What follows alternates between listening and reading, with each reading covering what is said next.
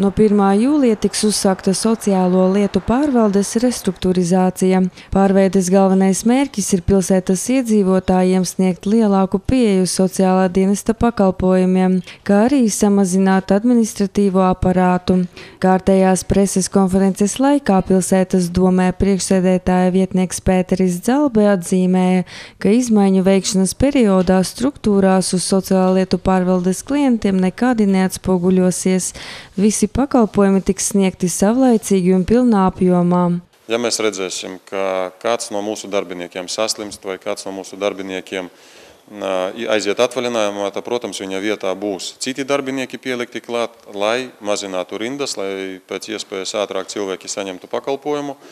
Un sociālais darbs nevar būt pakļauts nekādām reorganizācijām, tāpēc tieši sociālā darbinieka darbs. Ja? Un sociālais darbinieks visu laiku strādās tik, cik ir nepieciešams, lai klients pēc iespējas ātrāk saņemtu palīdzību. Atgādināsim, ka šīs pašvaldības iestādes restruktūrizācijas procesam ir jābūt pabeigtam 1. augustā, kura gaitā būtiski tiks samazinātas administratīvo darbinieku vienības, kā arī palielinās darbinieku skaits sociālās palīdzības un sociālo pakalpojumu nodaļās.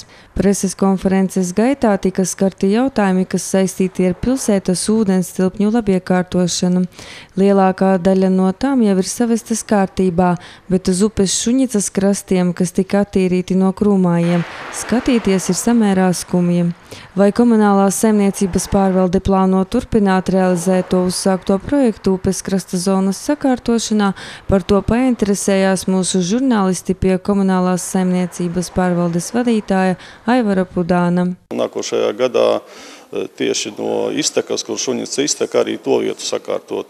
Un attiecīgi, ja pēc cilvēkiem būs pieprasījums, tad varēs arī tur sataisīt taciņas un kur apsēsties. Un jau tagad mēs redzam, ka tur cilvēki zvejo un atpūšas.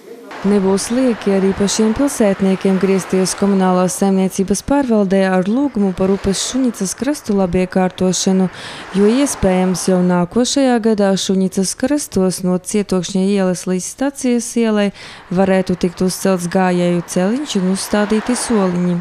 Bet šobrīd pašvaldība strādā vēl pie viena projekta. Tā budžets sastāda vairākus miljonus eiro. Runa iet par autotransporta pārvadu būvniecību Smilšu, Varšavas un Malu ielās. Dotajā brīdī notiek tehniskās dokumentācijas saskaņošana un tuvākajā laikā tiks izsludināts konkurss pašvaldības iepirkuma būvdarbiem. Tajā pat laikā tiek risināti finanšu jautājumi.